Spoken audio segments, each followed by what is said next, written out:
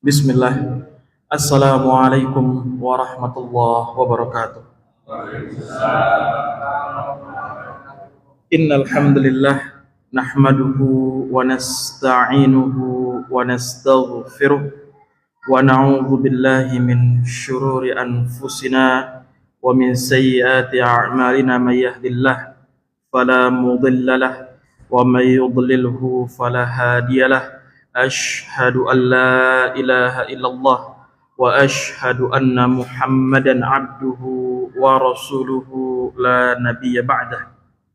Qala Allah Ta'ala fi kitabihil aziz, ya ayyuhalladzina amanu taqullaha haqqa tuqatih wa la tamutunna illa wa antum muslimun. Wa qala aidan, ya ayyuhan nasu taqu rabbakumul ladzi khalaqakum min nafsin wahidah wa khalaqa minha zawjaha wa batha minhuma rijalan katsiran wa nisaa wattaqullaha alladzi tasaaluna bihi wal arham innallaha kana 'alaikum raqiba. Wa qala aidan, ya ayyuhalladzina amanu taqullaha wa qulu qawlan sadida yuslih lakum a'malakum wa yaghfir lakum dhunubakum wa may yuti'illaha wa rasulahu faqad faza fawzan 'azima. Amma ba'd. Ayuhal ikhwah hadirin hadirat a'azzani Allah wa iyyakum, bapak-bapak, ibu-ibu yang semoga senantiasa dimuliakan oleh Allah Subhanahu wa taala. Kita kembali memuji Allah Subhanahu wa taala atas nikmat Islam, nikmat iman, nikmat ihsan, nikmat hidayah dan taufik, nikmat kesehatan, sehingga kita bisa menjalankan salah satu perintahnya, yakni sholat maghrib berjamaah dilanjut dengan majelis ilmu.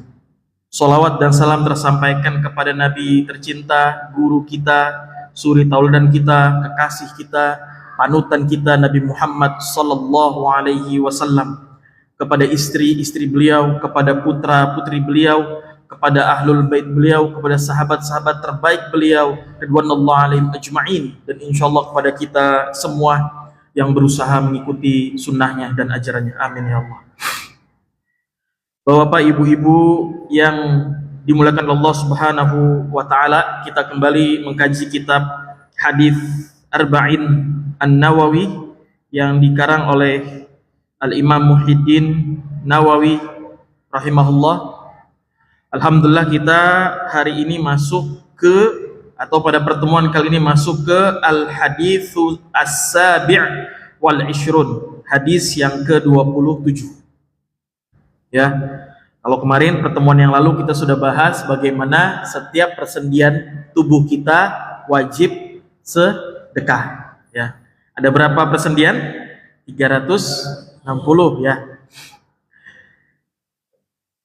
Kita akan masuk ke hadis yang ke-27. Anin Nawas bin Sam'an radhiyallahu anin Nabi sallallahu alaihi wasallam qala al-birru husnul khuluqi wal ithmu ma haka fin nafsik wa karihta ayyattali'a alaihi nas. Rawahu Muslim. Wa an Wabisah bin Ma'bad qala ataitu Rasulullah sallallahu alaihi wasallam faqal ji'ta tas'alu 'anil birri wal ithmi qultu na'am qal istafti qalbak al birru matma'annat ilaihi nafsu watma'anna ilaihi al qalbu wal ithmu ma haka fi nafsi wa taraddada fi sadri wa in aftaka an-nasu wa aftauka. Hadithu hasan rawainahu fi musnadail imamain Ahmad wa Darimi bi isnadin hasan. Hadis yang ke-27 dari sahabat mulia Nawas bin Sam'an radhiyallahu an, dari Nabi sallallahu alaihi wasallam, beliau bersabda, al birru husnul khuluqi. Al bir, ya, albir itu adalah istilah untuk segala kebaikan. Ya, albir itu artinya kebaikan. Memang kalau di bahasa Indonesia albir itu kebaikan, tapi bahasa Arab maknanya adalah ya istilah untuk segala kebaikan. Jadi mencakup segala kebaikan itu namanya albirru. Nanti kan ada al-khair, ada hasan, itu juga kebaikan. Ya, tapi albirru di sini itu pangkal kebaikan. Istilah untuk segala kebaikan. Ya. Mencakup segala kebaikan. Albirru husnul khuluq. Ya, pangkal segala kebaikan atau istilah yang mencakup segala kebaikan adalah husnul khuluq, akhlak yang baik atau akhlak yang mulia. Ya. Sedangkan al-ithmu apa tadi? Matannya wal ithmu mahaka fin nafsik wa karihta ayattali'a 'alaihin nas. Lawannya kebaikan adalah al-ithm, yaitu dosa. Ya, dosa adalah apa yang menggelisahkan dalam dirimu, engkau tidak suka jika hal itu nampak di hadapan orang lain. Hadis ini milik Muslim nomor 2553. Nanti kita masuk ke syarah, ke penjelasan. Kita baca dulu matannya. Kemudian yang kedua, di sini ada dua redaksi. Yang pertama dari sahabat Nawas bin Sam'an radhiyallahu an. Ini kita baca sekarang yang kedua dari Wabisah. Ya. Tadi apa? Wa an Wabisah bin Ma'bad, dari Wabisah bin Ma'bad radhiyallahu an. Ia berkata, "Ataitu Rasulullah sallallahu alaihi wasallam, aku mendatangi Rasulullah sallallahu alaihi wasallam." Ya. Ngapain?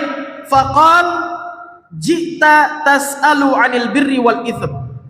Maka Rasul sallallahu alaihi wasallam, ini sahabat Wabisah ini baru datang ke Rasul, belum ngomong, belum nanya.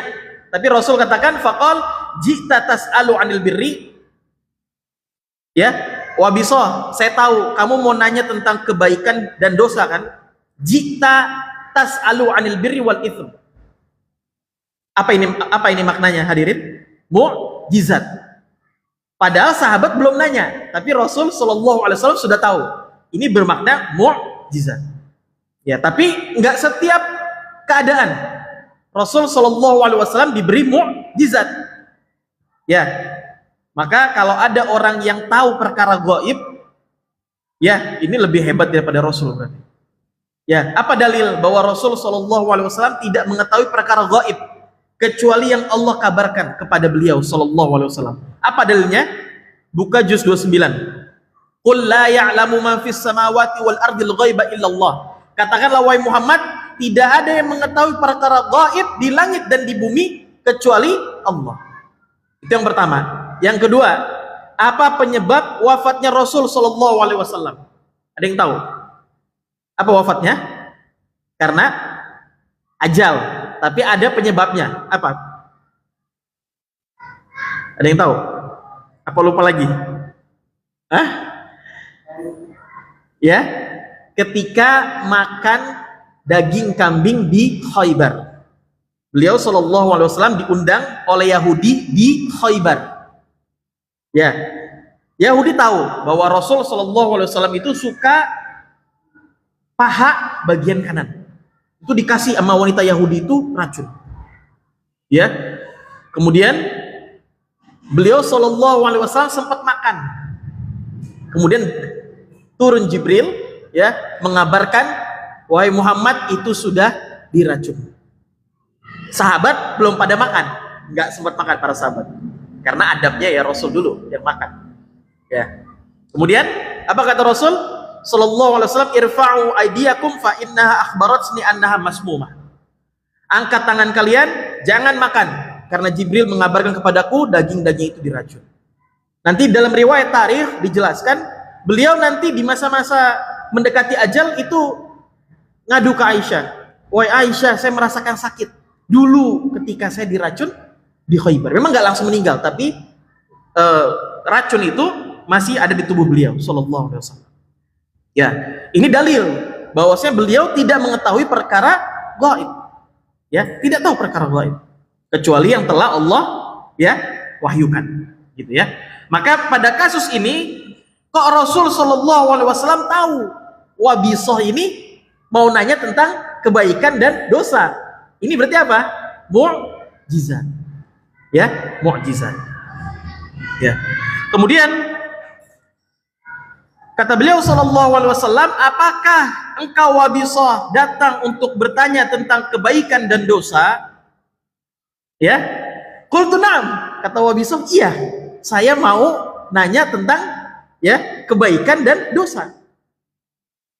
Dalam riwayat ini para sahabat lagi duduk, Wabisoh nih pengen kayak apa bahasa kita, kayak nyelonong gitu ya, pengen, maksudnya kan biasanya para sahabat itu duduk ngantri gitu, Wabisoh datang pengen langsung masuk gitu, kering satu. Para sahabat dalam asbabul wurud ini sempat ngelarang, tapi kata Rasul Shallallahu Alaihi Wasallam, gak apa-apa sini, biarin Wabisoh datang kepadaku. Ya, kemudian kata beliau Shallallahu Alaihi Wasallam, apakah engkau Wabisoh datang untuk bertanya tentang kebaikan dan dosa? Qultu na'am, kata Wabisoh, iya, saya mau nanya tentang kebaikan dan dosa. Maka kata beliau Shallallahu Alaihi Wasallam, qal istafti qalbak. Apa artinya? Nabi Shallallahu Alaihi Wasallam bersabda, istafti qalbak, mintalah fatwa ke hatimu. Maksudnya apa? Tanyakan ke hatimu. Ya, nanti kita bahas maksudnya apa. Kemudian albirru matma'annat ilaihin nafsu. Kebaikan itu adalah apa saja yang jiwa merasa tenang dengannya. Apa tadi? Kebaikan adalah apa saja yang jiwa atau hati itu merasa tenang. Kemudian apa? Watma'anna ilaihil qalb, dan hati merasa tentram kepadanya, kepada kebaikan. Wal ithmu mahaka fin nafsi wa taraddada fi sadri wa in aftakan nasu wa aftau. Lawannya apa? Sedangkan dosa, kata beliau Shallallahu Alaihi Wasallam, adalah apa saja yang mengganjal dalam hatimu. Apa tadi? Sedangkan dosa apa saja yang mengganjal di dalam hatimu, ya, dan membuatmu ragu meskipun manusia memberi fatwa kepadamu.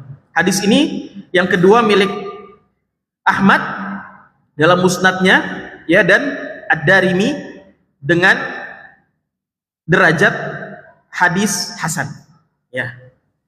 Maka keterangan hadis, kita masuk ke syarah, ke penjelasan. Ya, hadis ini dari Nawas bin Sam'an, ada yang menyebut pula dengan As-Sam'an, ya, namun yang lebih masyhur adalah As-Sim'an. Ini nama perawinya, sahabat mulia.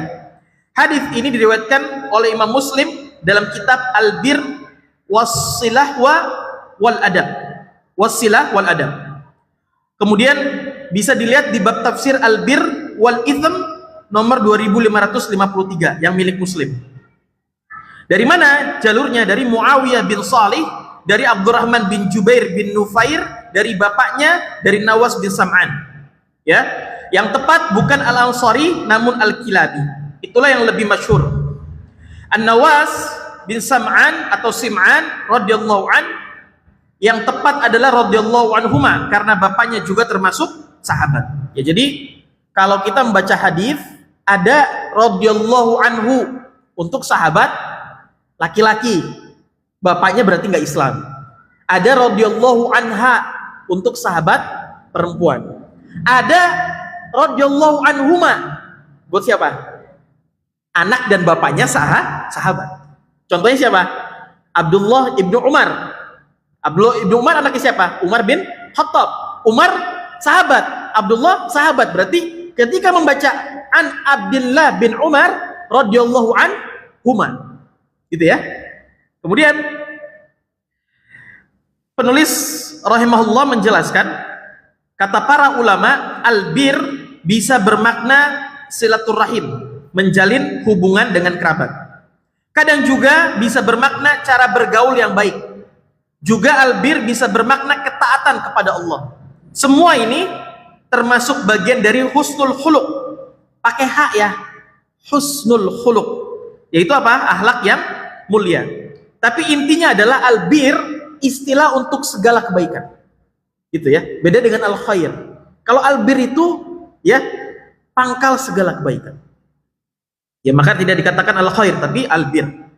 Yang kedua, akhlak yang mulia adalah bentuk kebaikan yang paling utama. Ya tentu nanti hadirin bisa baca hadis ya. Itu salah satu yang membuat berat timbangan kita di yaumil hisab atau yaumil mizan nanti adalah akhlak yang mulia. Bahkan akhlak mulia itu bisa memasukkan kita ke dalam surga. Apa dalilnya? Contoh wanita yang apa? Nyiksa seekor kucing sampai mati. Ya. Kemudian wanita ini kata Rasul sallallahu alaihi wasallam masuk neraka gara-gara yakni dia nyiksa kucing, gak ngasih makan kucing. Sebaliknya, pernah dengar kisah pezina? Kisahnya masih ingat apa enggak? Pezina yang ngasih minum kepada seekor anjing. Ya, maka pezina ini gara-gara padahal kelakuannya melakukan dosa besar, tapi gara-gara dia punya akhlak yang baik, memberi minum seekor anjing, maka dengan itu ya Allah ampuni dan dimasukkan ke dalam surga. Maka tadi akhlak yang mulia adalah ya akhlak atau kebaikan yang paling utama. Ya. Kemudian kata beliau rahimahullah, akhlak yang mulia husnul khuluq adalah berakhlak dengan akhlak yang sesuai syariat dan beradab dengan adab yang diajarkan oleh Allah kepada hambanya. Ya tentu berakhlak, bagaimana kita berakhlak kepada Allah, hablum minallah, berakhlak kepada ya Rasul, gimana? Dengan mengikuti sunnahnya. Berakhlak kepada sesama manusia, hablum minan nas. Nah ini penting. Ya banyak akhlak-akhlak adab-adab itu ya. Kemudian kalau kita ingin praktekkan, saya kira nggak akan cukup, nggak akan bisa kita mempraktekkan semua akhlak mulia dari bangun tidur sampai tidur lagi. Ya rasa-rasanya belum ada yang full, yang kafah itu rasa-rasanya belum ada. Pasti ada, tapi rasa-rasanya belum ada. Adab bangun tidur, adab apa masuk toilet, adab keluar toilet, adab setelah wudhu bersiwak, adab sebelum pergi ke rumah mencium pipi istri atau kening istri, adab keluar rumah baca doanya, kemudian jalannya bagaimana tidak boleh tergesa-gesa, pakai sendalnya kanan dulu, kemudian masuk masjid lepasnya sendalnya kiri dulu, masuk lagi ke masjid ada doanya, adabnya, kemudian sholat tahiyatul masjid dan seterusnya. Terlalu banyak ya. Kalau akhlak kita kepada orang tua aja, kedua orang tua aja juga gak akan bisa khatam dalam sejam 2 jam. Bahkan orang tua yang kafir wajib kita berbakti selagi tidak ya melanggar perintah Allah dan Rasulnya. Belum lagi adab atau akhlak kepada istri. Disindir bapak-bapak, ibu-ibu sih enggak. Yang disindir kita apa? Apa hadisnya? Khairukum, lanjutin. Khairukum li ahli wa ana khairukum li ahli, kata Rasul sallallahu alaihi wasallam. Sebaik-baik kalian, yang paling baik di antara kalian di hadapan Allah adalah yang paling baik kepada keluarganya. Kemudian Rasul katakan, saya adalah orang yang terbaik kepada keluarga saya. Jadi kalau kita termasuk yang bicara ditanya ke istri-istri kita, ya gimana bapaknya atau masnya? Waduh, Ustaz, lebih baik di luar aja deh, Ustaz. Duh, kalau datang marah-marah melulu, itu berarti belum baik akhlaknya. Itu harus muhasabah ya. Tapi kalau kita sudah diharapkan kedatangannya ya, aduh Abi mana nih belum datang jam segini, Abi kok lama banget, nah itu insya Allah akhlak kita baik. Kemudian kata beliau rahimahullah, albir, kebaikan dimutlakkan untuk setiap perbuatan ketaatan yang lahir maupun yang batin ya. Syekhul Islam dalam Majmu'ah Fatawa bab 7 halaman 165 menyebutkan bahwa albir segala bentuk perintah Allah.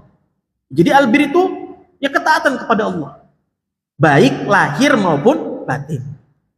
Pertanyaannya, kalau Anda rajin berzikir, albir bukan? Albir kebaikan. Sering zikir, sering kemarin kita bahas tasbih, tahmid, tahlil, takbir, itu juga bagian dari albir, kebaikan. Ya, ketaatan kepada Allah Subhanahu wa taala. Apalagi menahan amarah. ketika marah. Kebaikan nggak? Kebaikan. Ya, hadisnya apa? Banyak yang gagal nih para suami, bapak-bapak termasuk saya. Ya, apa? Kadang-kadang kita gagal dalam menahan emosi ketika marah. Kata Rasul Shallallahu Alaihi Wasallam, apa hadisnya? Laisa syadidu bisur'ah, innama syadidu alladzi yamliku nafsahu indal ghadab. Apa artinya? Bukanlah orang yang kuat, yang keker. Orang yang sur'ah itu keker badannya. Yang kuat itu bukan yang keker badannya. Innama syadid alladzi yamliku nafsahu indal ghadab. Orang yang kuat, orang yang hebat adalah orang yang menahan amarahnya ketika marah. Dan itu susah. Apalagi para suami, bapak-bapak. Ya, bapak-bapak juga yang nyari nafkah, bapak-bapak juga yang memberikan fasilitas segalanya kepada istri. Dan kita punya kekuatan. Tapi ketika kita marah, kita menahan amarah kita, maka di situ kita ya termasuk memiliki akhlak yang mulia. Dan ini harus dilatih. Ya, di antara sifat mukmin, sifat akhlak yang mulia, tidak cepat marah, tidak mudah marah. Nggak percaya, tat, buka Al-Imran. Wal kadhibinal ghaidh wal 'afina 'anil nas. Orang yang menahan amarahnya ketika marah dan memaafkan manusia. Itu susah. Ya. Ustadz mah nggak tahu, tat. Sakit hatinya saya, Ustaz. Aduh, Ustaz. Ya disitulah ujian. Ya. Kadang-kadang, Ustaz, istri itu nggak nurut. Ya. Hadisnya apa? Kebanyakan wanita penghuni neraka karena apa? Bapak-bapak, kebanyakan wanita itu penghuni neraka karena apa? Ya, fa idza aktsarati ahlihan nisa, kebanyakan penduduk neraka itu wanita. Ketika peristiwa apa? Isra Mi'raj. Apa? Yakfurna. Ya, apa? Nah, awalnya kata Rasul apa? Yakfurna. Ya betul, Bapak. Kata Rasul, mereka kufur, para sahabat ketakutan. Yakfurna billah, ini para wanita ini kufur kepada Allah. La, yakfurnal ashir wa yakfurnal ihsan. Kebanyakan para wanita, para istri kufur nikmat kepada kebaikan suaminya. Ya, ini yang menyebabkan mereka masuk neraka. Maka kadang-kadang kalau kita boleh argumen, walaupun nggak boleh, para suami ngerasa kita juga yang capek nyari nafkah, kita juga yang memfasilitasi mereka, kita yang banting tulang memberikan apapun untuk mereka, tapi kadang kita juga yang tidak didengar ucapannya, omongannya. Di situ bapak-bapak diuji apakah memiliki akhlak yang mulia. Ya, maka tidak ada istilah akhlak yang mulia kalau dalam rumah tangga teriak-teriak, ngegas, nggak ada. Akhlak yang mulia adalah penuh dengan kelembutan. Ya. Kemudian kata beliau rahimahullah, albir juga bisa dimaknakan dengan lawan dari uquq. Uquq artinya durhaka. Ya, sehingga ada istilah birrul walidain. Apa artinya? Birrul walidain, berbuat baik. Nah, ini masalahnya, nggak belajar bahasa Arab. Ya. Birru di situ memang mudhof ilaih, tapi birru di situ maknanya umum, am. Berarti segala apapun kebaikan. Kalau mau diterjemahkan dengan bahasa Arab yang baik, kebaikan yang banyak kepada orang tua. Itu makna birrul walidain. Bukan satu kebaikan, bukan dua kebaikan. Bahkan kata para ulama, ya, apapun yang diminta selagi tidak melanggar perintah Allah dan Rasulnya, adakan, usahakan untuk orang tua. Itu makna dari birrul walidain. Ya. Maka ada istilah birrul walidain, berbuat kebaikan yang banyak kepada kedua orang tua, baik yang masih hidup maupun yang sudah wafat. Lawannya apa? Uququl walidain. Apa uquq? Durhaka kepada kedua orang tua. Ya waliyadzubillah. Kemudian albir dalam istilah bermakna berbuat baik, ya. Kemudian kata beliau rahimahullah, albir roknya dua, ya. Albir juga kadang dikaitkan dengan takwa. Ya, albir berarti menjalankan konsekuensi keimanan dan berakhlak mulia, sedangkan takwa berarti menjauhi segala yang Allah larang berupa kekufuran, kefasikan, dan maksiat. Memang bicara akhlak mulia, ya, itu susah, hadirin, hadirat. Kalau kita nggak beriman kepada Allah Subhanahu wa Ta'ala, susah Pak. Sabar aja, coba prakteknya di masyarakat. Sabar sih sabar, Tat, ada batasnya, Tat. Sabar ada batasnya apa tidak? Nggak ada. Nggak ada batasnya sabar itu. Sabar mulu, Tat. Lama-lama kurang ajar, istri anak nanti, Tat. Nah, ya. Padahal yang nyuruh dia sabar siapa? Allah. Wasta'inu bis-sabri was-shalah. Minta tolong kepada Allah dengan sabar dan sholat. Kemudian kalau ada sesuatu yang tidak kita sukai, bagian dari takdir bukan? Pertanyaan saya ulangi. Ketika ada sesuatu yang kurang kita sukai, tidak sesuai harapan kita, mengganggu kita di hari itu, bagian dari takdir bukan? Terjadi atas izin dan takdir Allah bukan? Bagi orang yang beriman, maka dia bisa berakhlak mulia dalam kondisi-kondisi ketika diuji. Makanya marah itu tanda bahwa iman kita belum sempurna. Iman kita kepada takdir belum sempurna. Padahal atas izin Allah bukan, pada hari itu istri kita bikin jengkel kita, atas izin Allah, bagian dari takdir. Atas izin Allah atau bukan, bapak lagi mau mobil, depannya lama banget, padahal udah lampu hijau, atas izin Allah. Tapi kita marah, tapi kita klaksonin yang kenceng dan seterusnya. Maka ya, akhlak mulia adalah cerminan, ya, aplikasi dari keimanan di hati kita. Ya. Kemudian kata beliau rahimahullah, husnul khuluq, berakhlak baik, bisa jadi kepada manusia dan bisa jadi kepada Allah. Berakhlak kepada Allah mencakup menjalankan kewajiban, menjalankan hal-hal yang sunnah, meninggalkan keharaman, juga meninggalkan yang makruh.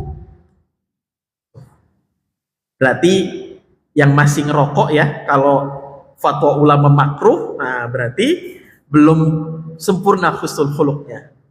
Ya gitu. Kan biasanya begitu. Udah, kita nggak usah debat hukum. Ya, saya nggak mau debat hukum makruh atau haram. Taruhlah makruh, berarti husnul khuluqnya belum sempurna. Ya, kadang-kadang kita kan begitu. Makruh ini, Tat, nggak apa-apa, Tat, makruh. Nah, berarti husnul khuluqnya belum sempurna. Ya. Kemudian kata beliau rahimahullah, itsm, ya, atau dosa yang dimaksud dalam hadis adalah semua dosa secara umum. Ya, kemudian yang dimaksud, engkau tidak suka jika dosa itu nampak di sisi manusia. Manusia yang dimaksudkan di sini adalah orang berilmu dan paham agama. Ya, kalau yang melihatnya sama-sama juga ahli maksiat, maka tidak akan punya rasa malu seperti itu. Jadi Pak, dosa itu indikasinya dua. Yang pertama tadi apa? Mengganjal atau membuat hati kita gelisah, itu dosa. Saya ulangi, dosa itu indikasinya dua. Saya ngomong ke yang masih qalbun salim ya, yang hatinya masih bersih. Itu pasti dosa itu ngefeknya internal dan eksternal. Internalnya apa? Tadi, hati itu seperti ada yang mengganjal, gelisah Pak. Ya, coba bapak yang sering sholat tahajud, kelewatan aja, aduh, nyesel. Ya, yang biasa rutin sedekah, kelewatan tuh, lupa, bukan sengaja, aduh nyesel. Yang biasa Senin Kamis, padahal itu kebaikan, tapi kelewatan, mungkin sahurnya telat, itu hati tuh kayak, aduh, ngerasa bersalah. Nah itu berarti qalbun salim, hatinya bersih. Apalagi misalnya tadi kita marah ke istri, setelah marah pasti 1.000.000% ada rasa bersalah. Kalau yang qalbunya salim, kalau yang hatinya masih bersih, ketika marah melakukan dosa itu pasti ngerasa bersalah. Betul atau betul bapak-bapak? Kalau habis marah pasti ada rasa menyesal. Aduh, kenapa ya tadi kok marahnya kelewatan, kok tadi kok ngebentak-bentak, kasihan ya, ya, dan seterusnya. Itu berarti bapak-bapak hatinya masih bersih, qalbun salim. Ya. Tapi waliyadzubillah, orang yang qalbun marid, hatinya sakit, ya, atau yang sudah qalbun mayyit, atau yang hatinya sudah mati, waliyadzubillah, ini dia sudah terbiasa dengan dosa. Nggak ada lagi rasa mengganjal atau gelisah. Ya. Kita kadang-kadang ya merasakan itu. Itu bagian indikasi dari dosa. Bagian apa itu? Internal. Yaitu apa? Ketika berbuat dosa hati gelisah. Ada yang mengganjal. Ya. Kemudian yang kedua, faktor eksternal apa? Kita malu, gak mau orang yang berilmu atau paham agama itu melihat kita sedang berbuat dosa. Makanya al-haya'u minal iman. Malu itu sebagian dari iman. Dalam hadis yang lain apa? Idza lam tastahi fasna' ma syi'ta. Kalau engkau nggak malu, kerjakan sesuka maumu. Ya, maka dua tadi. Dosa itu indikasi dua. Apa tadi? Ada internal, ada eksternal. Yang internal apa? Ya, sesuatu yang mengganjal di hati kita ketika melakukan dosa. Atau apa tadi? Hati menjadi gelisah. Ya pernah nggak? Wajar manusia. Rasul Shallallahu Alaihi Wasallam juga pernah kesiangan subuhnya di bulan Ramadan lagi. Kita pernah kesiangan. Nyesel nggak? Nyesel banget. Aduh, kenapa malam nonton apa itu Indonesia Cina ya misalnya. Aduh, terlalu semangat ini. Nontonnya mah sebentar tat, ngopinya ngobrolnya martabaknya itu lama ya. Jadi kesiangan. Itu pasti hati yang salim, qalbun salim itu pasti ngerasa bersalah, Pak. Aduh, kenapa ya? Teman-teman kita yang ya semoga Allah balas dan kasih pahala haji yang gagal kemarin haji Froda ya. Allahumma jurnihim fi musibatihim wa akhlif lahum khair minha, yang enggak keluar visa Frodanya. Itu pasti terlepas untung rugi. Itu pasti kalau dia qalbun salim nyesel, mungkin nangis. Ya, mungkin tersungkur sujud, ya nangis. Padahal dia ingin mendapatkan apa? Kebaikan. Gak main-main Pak, haji itu. Kata Rasul Shallallahu Alaihi Wasallam apa? Al-hajju mabrurun laisa lahul jaza illal jannah. Artinya apa? Kurang mantap artinya. Haji mabrur tidak ada balasannya kecuali wajib pasti masuk surga. Itu terjemahan yang benar. Saya ulangi, haji mabrur tidak ada balasannya kecuali dia wajib pasti masuk surga. Itu terjemahan yang benar secara bahasa Arab, secara syarah hadis. Tapi qadarullah beberapa tidak bisa berangkat. Ya. Nah. Betul. Betul. Nah, Anda nggak tahu. Masalah birokrasi pemerintah Anda nggak tahu.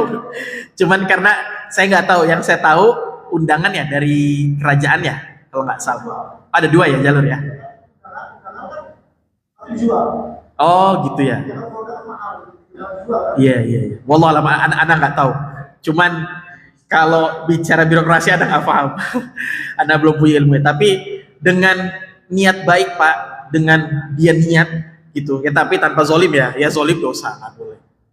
Tapi dengan dia niat baik, harusnya dia merasa gelisah karena nggak bisa haji. Itu poinnya sebenarnya. Ya kalau caranya nanti ya Pak Beri nanti ngasih penjelasan. Saya belum tahu masalah itu. Ya. Kemudian dua tadi, ingat-ingat, dosa itu indikasi dua tadi. Kalau kita lakukan mengganjal di hati kita gelisah, atau yang eksternalnya tadi apa? Kita malu dilihat oleh manusia. Maksudnya apa? Ahli ilmu, orang yang paham agama. Ya, tapi kalau orang yang bermaksiat sesama sama maksiat ya nggak malu, malah joinan, sohiban, temenan, malah saling mendukung. Ya, kemudian kata beliau rahimahullah, hadis ini menunjukkan dorongan untuk berakhlak mulia. Ya, dorongan untuk kita memiliki akhlak yang mulia. Ya. Kemudian kata beliau rahimahullah, dari hadis ini dosa itu punya dua tanda tadi. Apa tadi? Jiwa merasa tidak tenang ketika melakukannya. Eksternalnya tadi tidak senang dilihat oleh orang lain, ya, atau ahli ilmu, dan takut mendapatkan celaan dari mereka. Ya. Maka kata beliau rahimahullah, hadis ini menunjukkan bagaimana motivasi sahabat dalam mengenal halal dan haram serta mengenal albir dan al-itsm. Itu Pak, para sahabat itu semangat datang ke Rasul Shallallahu Alaihi Wasallam itu semangat Pak. Nanya tentang hal halal yang haram, nanya tentang kebaikan, nanya tentang keburukan. Terus kita gimana Ustadz? Datang ke majelis ilmu bertanya. Kalaupun nggak bertanya, nyatet. Kalaupun nggak nyatet, ngafalin. Gitu. Kalaupun nggak ngafalin, direkam. Alhamdulillah, Pak Beri semoga Allah balas kebaikan beliau. Udah ada di YouTube ya. Buka di rumah. Sambil ngopi, sambil masak, ibu-ibu atau istrinya dengar kajian. Itu namanya semangat kita terhadap ilmu. Ya. Kemudian kata beliau rahimahullah, orang yang punya fitrah yang baik malu untuk berbuat dosa dan malu untuk menampakkannya. Ya, masih ingat hadis tentang setiap umatku kata Rasul Shallallahu Alaihi Wasallam akan diampuni kecuali yang terang-terangan. Apa maksudnya? Pernah dengar hadisnya? Setiap umatku yang berbuat dosa diampuni kecuali yang terang-terangan. Apa maksudnya? Yang di malam harinya atau dia berbuat dosa antara dia dengan Allah, tapi dia ceritain dosa itu. Nah ini nih yang Allah kemudian marah, gak ampuni. Tetap kalau dia bertobat sebelum ajal Allah ampuni. Tapi secara umum hadisnya Allah benci hamba seperti itu. Misalnya ada orang yang berbuat dosa, nggak ada yang tahu kecuali dia dengan Allah. Terus diceritain ke temennya, tahu nggak aneh kemarin bikin dosa gini-gini. Nah ini Allah paling benci kepada hamba seperti ini. Kalau kita berbuat dosa, berbuat khilaf, cepat tobat. Tahu nggak sih hadis tentang pezina yang datang ke Rasul Shallallahu Alaihi Wasallam? Tahu hadisnya? Utuh nggak? Tahu utuh nggak hadisnya? Ya, Rasul Shallallahu Alaihi Wasallam itu kedatangan wanita yang berzina. Atau wanita ini datang, sempat Rasul tuh nolak. Udah sono, datang lagi, sono ente. Kata para ulama, kenapa Rasul ngusir? Maksud Rasul, saya nih nggak tahu dosa kamu. Udah kamu tobat selesai. Saya nggak mau hukum kamu. Itu maknanya kata para ulama. Maka wanita ini datang lagi, dia katakan ini hubla minaz zina. Saya hamil dari perbuatan zina. Kata Rasul, kamu kembali lagi nanti setelah 9 bulan setelah melahirkan. Kembali lagi, nyusuin dulu 2 tahun hak anak. Kembali lagi. Beberapa sahabat kesel, Khalid bin Walid yang lain kesel. Ini datang lagi wanita ini. Kata Rasul Shallallahu Alaihi Wasallam, jangan marah kalian kepada wanita zina ini.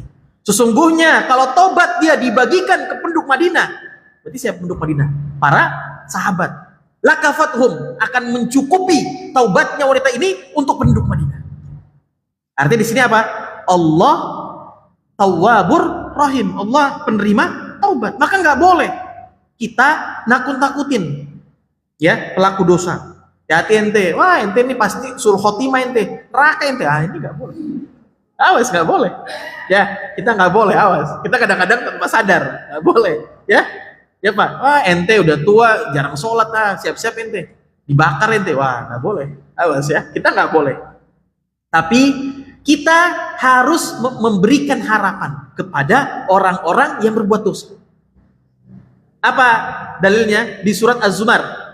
Ya, qul ya ibadiyalladzina asrafu ala anfusihim la taqnatu mir rahmatillah innallaha yaghfirudz dzunuba jami'a innahu wal ghafurur rahim.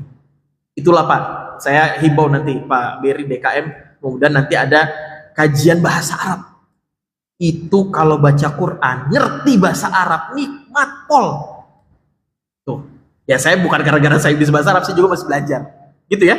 Kalau belajar bahasa Arab, itu baca Quran itu nikmat, nyambung, mudeng. Masalahnya kita baca Quran pakai terjemahan. Aduh, itu masalah. Maaf ya, saya kritis ini. Membaca Al-Quran dengan terjemah itu masalah. Harus di depan ustadz kalau bisa. Kenapa? Coba baca nanti terjemahan di rumah. Az-Zumar itu. Saya lupa ayat berapa ya. Akhir-akhir itu. Qul ya ibadiyalladzina asrafu ala anfusihim. Apa artinya? Kalau di terjemahan itu kurang nikmat, kurang enak. Tapi kalau kita belajar bahasa Arab, qul Ingat, setiap kata qul, perintah fil amr dalam Al-Quran ditujukan untuk siapa? Nabi Muhammad sallallahu alaihi wasallam. Katakanlah wahai Muhammad, qul li ibadiyalladzina asrafu. Li ibadiya artinya, kalau saya mau terjemahan secara bahasa Arab yang benar, katakanlah wahai Muhammad kepada hamba-hambaku tersayang. Ini siapa Pak? Pelaku dosa Pak, orang-orang yang melampaui batas. Qul li'ibadiyalladzina asrafu, melampaui batas. Tapi apa? Bahasa Allah, katakanlah wahai Muhammad kepada hamba-hambaku tersayang yang telah melampaui batas. Tuh maha sayangnya Allah. Wallahu latifum bil ibad. Allah itu maha lembut, maha baik kepada hamba-hambanya. Kadang kita yang nggak kenal. Ya, dan Allah nggak mungkin zalim kepada hamba-hambanya. Apa dalilnya? Wa mallahu bidzalamin lil abid. Allah nggak akan zalim kepada hamba-hamba. Ya, tadi apa ayatnya? Qul li ibadiyalladzina asrafu ala anfusihim la taqnatu mir rahmatillah. Katakanlah wahai Muhammad kepada hamba-hambaku tersayang yang telah melampaui batas, la taqnatu mir rahmatillah. Jangan berputus asa dari rahmat Allah. Apa? Innallaha yaghfirudz dzunuba jami'a. Itulah. Kalau ente ngerti bahasa Arab itu nikmat. Sesungguhnya Allah az-dzunub itu jama', ma'rifah. Jami'ah itu tanpa jami'ah itu udah cukup. Kalau kita katakan innallaha yaghfirudz dzunub, sungguhnya Allah mengampuni dosa-dosa semua. Ditambah lagi jami'ah, itu penekanan. Artinya sebanyak apapun dosa ente, sebanyak apapun kurang ajarnya ente kepada Allah, Allah maafkan. Itu maknanya. Gitu ya. Ini penting kita belajar bahasa Arab. Ya, innallaha yaghfirudz dzunuba jami'a, Allah mengampuni dosa-dosa yang banyak semua-muanya. Itu maknanya. Innahu wal ghafurur rahim. Allah Maha Pengampun dan Rahim. Apa bedanya? Saya udah sering jelaskan. Apa bedanya Ar-Rahman dengan Ar-Rahim? Ar-Rahman Maha apa? Saya sambil minum ya. Oke, Ar-Rahim? Hah? Selektif. Oke, yang lain masih belum tepat.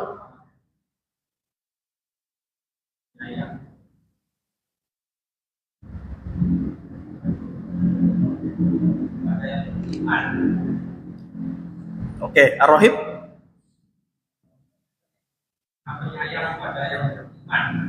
Baik. Ar-Rahman, kalau Anda punya anak Abdurrahman, artinya hamba, ya, dari Rabb yang Maha Pengasih di dunia dan di akhirat. Ar-Rahim hanya di akhirat. Paham? Kenapa Allah katakan innahu wal ghafurur rahim? Seakan Allah yang katakan apa? Saya Maha Pengampun dan nanti di akhirat saya nggak ngapa-ngapain kamu. Saya kasihani kamu, saya sayangin kamu. Pertanyaan saya, berbuat dosa, nggak sempat tobat, tempatnya di mana? Di neraka kan? Atas kehendak Allah, ya kan? Seakan Allah yang katakan, hei orang-orang yang telah melampaui batas, jangan putus asa dari rahmat Allah. Semua dosa-dosa kalian itu saya ampuni. Saya Maha Pengampun dan saya akan sayangi kalian di akhirat nanti. Kurang baik apa Allah kepada kita? Paham Pak ya? Ini kalau saya jelaskan secara bahasa dan secara asbabun nuzul, mudah-mudahan Bapak lebih paham.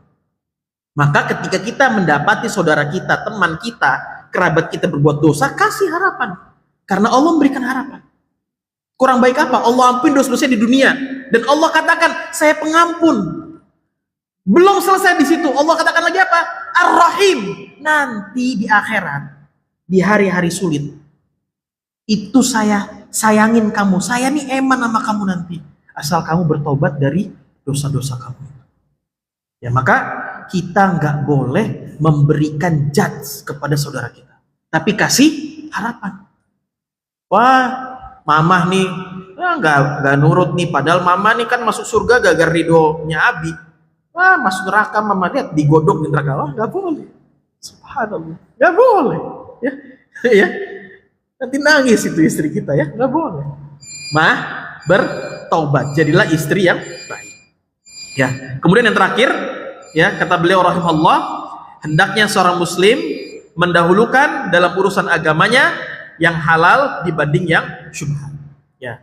Wallahu alam, ini yang bisa saya sampaikan. Semoga Allah Subhanahu wa taala memudahkan kita termasuk hamba-hambanya yang bisa menjalankan albir.